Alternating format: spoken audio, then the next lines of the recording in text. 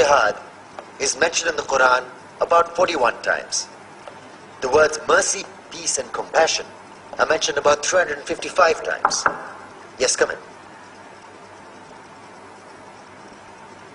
Come on in, Riaz. Sit down, please. Contrary to popular belief in most Western cultures, Islam is a religion that preaches peace and tolerance. Yes, Patricia.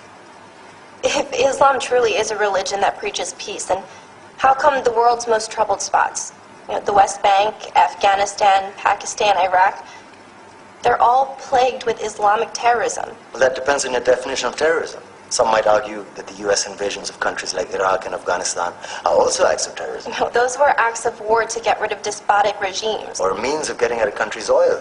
Conspiracy theories. Well, Yeah? yes, please. Go ahead, Riaz. Mr. Khan is right. I mean, if we're talking about terrorists, the world's biggest terrorists are the white superpowers. Come on now. No, really, stop and think about it. Explain 9/11.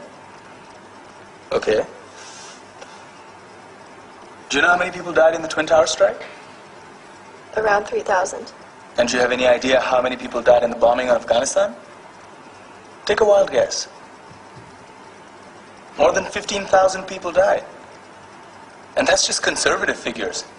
About 50,000 tons of explosives were dropped on innocent civilians.